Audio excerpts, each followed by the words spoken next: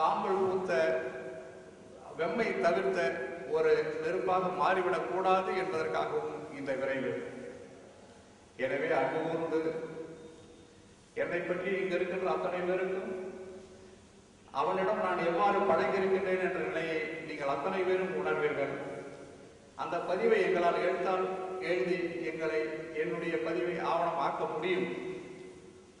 உங்களுடைய பதிவு, உங்களுடைய உள்ளத்தில் எழுகின்ற ஒவ்வொரு செய்தி துளிகளும் வகை வகையான செய்தி துளிகள். அருமை தோழர்களே, அவரது இறப்பென்று பல்லக்குக்காக சொல்வதற்காக நானும் எங்களது அருமை தோழர் பொருள் சபால் குப்புசாமி அவர்களும் பூக்கடைக்கு சென்றோம். காண்டிபன் கடைக்காக சென்றோம். காண்டிபன் கடைக்கு செல்லும் பொழுது அங்கு பக்கத்தில் இருக்கின்ற பூக்கடைக்காரி இருவர், அந்த இரண்டு அம்மாக்களும் கையை பிடித்துக் கொண்டு கட்டி எழுது காட்சி, இனிமேல் நீங்க தனியா தானே வருவீங்க என்று அழுதாங்க.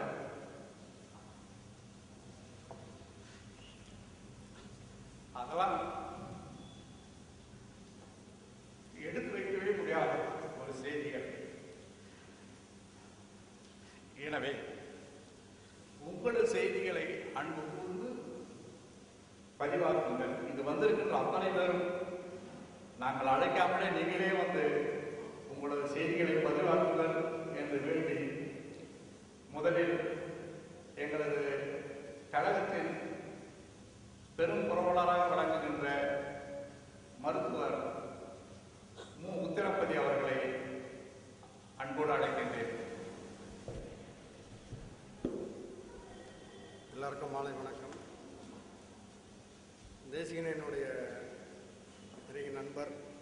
அவருடைய இழப்பு உண்மையிலே எனக்கு மிக ஆழ்ந்த துயரத்தை அழுத்தியது. உடனே கூட்டால் உடனே வருவார். இந்த மாதிரி எனக்கு பிரச்சனை இருக்குது, இந்த மாதிரி இருக்குன்னா உடனே வருவார். அது முடியுதோ முடியலையோ அப்போ உங்களோட மனத்தை ஓரளவு ஆறுதல் பண்ணி செய்கிறதுக்கு அந்த மாதிரி ஆள் இப்போ கிடையாது. ரொம்ப ஃபீல் பண்ணாங்க. டக்குன்னு ஏதோ எனக்கு பிரச்சனை சொன்னால் உடனே வந்துடுவார். அது எந்த இடத்துல ஆனால் சப்போஸ் முடியலாம் சொல்லுவார். இந்த இடத்துல இருக்கேன், நான் ஊரில் இருக்கேன், வெளியூரில் இருக்கேன்னு சொல்லுவார். அதை மாதிரி எனக்கு நிறைய செஞ்சுருக்காரு. நான் சொல்கிறதுனா அது என்னுடைய பர்சனல் விஷயம்லாம் நிறையா இருக்கும், அதெல்லாம் சொல்கிறதுக்கு விருப்பப்படல. பட் எனக்கு வீடெலாம் வாங்கி கொடுத்தாரு. வீட்டுக்கு நம்ம இதெல்லாம் பண்ணணும்னு அவர் முக்கியமாக ஒரு நண்பர். எவ்வளோ உதவிகள் செஞ்சுருக்காரு. என்னோட ஹாஸ்பிட்டலில் ஏதாவது ப்ராப்ளம், ஏதாவது ட்ரான்ஸ்ஃபர் ப்ராப்ளம் எல்லாரையும் தெரியும். எல்லா ஒரு டிபார்ட்மெண்ட்டில் அவர் போனார்னா எல்லாருக்கும் இந்த இடத்துல பூந்து வந்துடுவார்.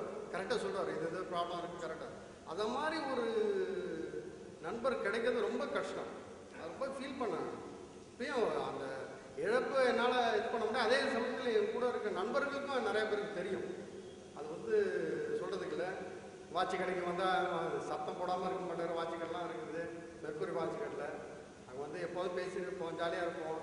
அந்த இதெல்லாம் சில இதெல்லாம் போயிடுது. அதை இப்போ நினச்சி கூட பார்க்க முடியல. அந்த மாதிரி ஒரு பெரிய இழப்பாக இருக்குது எனக்கு. நிறையா சொல்லலாம், நிறைய விஷயங்கள் இருக்குது. பட் இருந்த போது என்னோட ரொம்ப மனசு உண்மையிலே ரொம்ப கஷ்டப்பட்டது. ரொம்ப இதாக இருக்குது. ஸோ இதை சொல்லி கூட நான் என்னோட இதை முடிச்சுக்கிறேன். ரொம்ப நன்றி.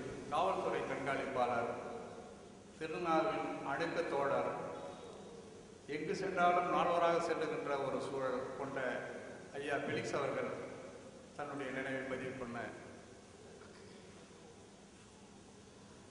அனைவருக்கும் நன்றி. எங்கே இந்த மாதிரி ஒரு பொது மேடையில் என்னுடைய உணர்ச்சிகளை கட்டுப்படுத்த முடியாமல் அழுத்தணுன்ற ஒரு சூழ்நிலையில் தான் இப்போ நான் இங்கே பேசினேன். திருநாவுக்கும் எனக்கும் 30 ஆண்டுகால பழக்கங்கள். நான் புதுவை காவல்துறையில் தர்மத்தின் நகர் காவல் நிலையத்தில் உதவியாளராக பணியேற்றவுடன் இந்த நிகழ்வு தான் எனக்கு ஞாபகத்துக்கு வருகிறது. அவருடைய மாமனார் வீட்டில் நெசவாளர்கள் ஸ்ட்ரைக் பண்ணி எந்த விதமான உணவுப் பொருளும் உள்ளே போகக்கூடாது, உள்ளே இருக்கிறவங்க வெளியே வரக்கூடாது என்ற ஒரு போராட்டம் நடத்தி வந்தார்கள். அன்று தான் நான் முதல் திருநாவை பார்த்தேன். அந்த சூழ்நிலையிலிருந்து இன்றைய வரைக்கும் எனக்கும் திருநாவுக்கும் அவ்வளோ ஒரு நெருங்கிய பழக்கம். என் குடும்ப விசேஷத்தங்களில் திருநாவு இல்லாமல் எந்த விசேஷமும் நடந்ததில்லை. திருநாவுக்கரசர் ஒன்று சொன்னோன்னு சொன்னால், அவர் புதிய மாநில மக்கள் அனைவருக்கும் தெரிந்தவர்.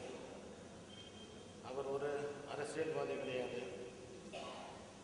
அவர் ஒரு பதவியில் உள்ள உத்தியோகத்தர் கிடையாது. அவர் ஒரு பெரும் பணக்காரரும் இல்லை. ஆனால் இந்த 3 நிலையில் உள்ள அனைத்து தன்மையுடையும் அவர் உள்ளத்தில் கொண்டவர். அதற்கு காரணம் என்னவென்றால், அவர் உடனுக்குடன் வந்து உதவி செய்வது, உழைப்பாளி, நேர்மையானவர், உண்மையானவர், இன்னும் சொல்லிக்கொண்டே போகலாம்.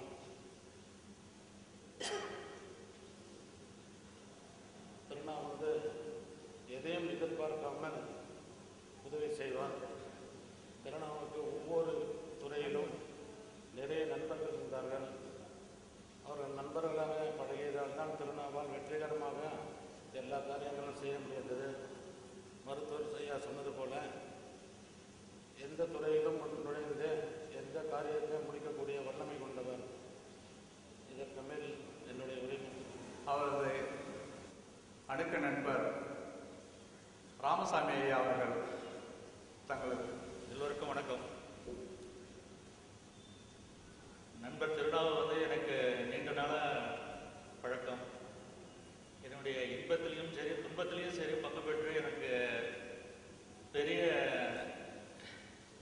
இது செஞ்சிருக்கிறாரு. அந்த வருத்தம் வந்து எனக்கு மிகவும் வந்து பாதிச்சுள்ளது.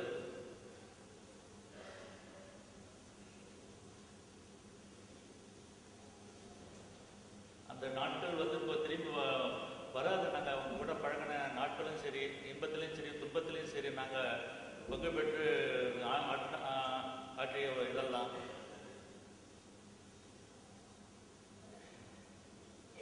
எனக்கு இது மேலே எனக்கு பேச வரல. முடிச்சிங்க. அடுத்து அவரின் நண்பர் எழுத்தர் பா. முருகேசன் அவர்கள். அன்பிற்குரிய தோழர்களே, நான் சொல்வது என்றால் எதை சொல்வது எதை விடுவது தெரியாது. நான் ஏறக்குறைய 35 ஆண்டுகள் சாரம் பகுதியிலே வாழ்ந்தவன். சாரத்திற்கு மேற்கே இருக்கக்கூடிய கதிர்காமம் எனக்கு தெரியாத ஊராக 72ஆம் ஆண்டு வரை இருந்து வந்தது. ஆசிரியர் பயிற்சி காலத்தில் நண்பர் ஹரிகிருஷ்ணன், மணிமொழி, விநாயகம் போன்ற அந்த கதிர்காமத்தில் இருக்கக்கூடிய நண்பர்களால் அறிமுகமானவர் என்னை ஒருமையிலும் இனிய நண்பர் திருநாவு அவர்களை நான் உரிமையிலும் அழைக்கக்கூடிய அளவுக்கு நெருங்கிய நண்பர்களானோம். ஏறக்குறைய எங்களுக்குள் 33 ஆண்டுகள் இனிய நட்பு இருந்து வந்திருக்கிறது. அந்த இனிய நட்பு குடும்ப நட்பாக மாறி நான் சொல்வதற்கு பல்வேறு விஷயங்கள் எங்கள் குடும்பத்தோடு ஒன்றிய நிகழ்ச்சிகள் நிறைய இருக்கின்றன.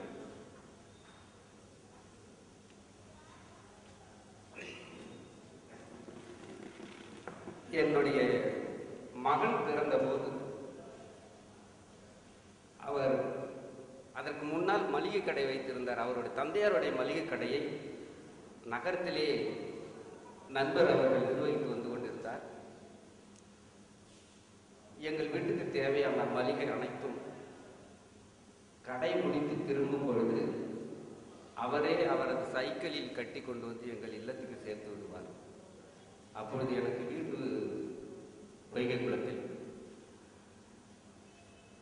அது அரிசியானாலும் சரி எதுவானாலும் சரி சிரமம் பாராமல் கொண்டு வந்து என்னுடைய இல்லத்துக்கு சேர்த்து விடுவார்.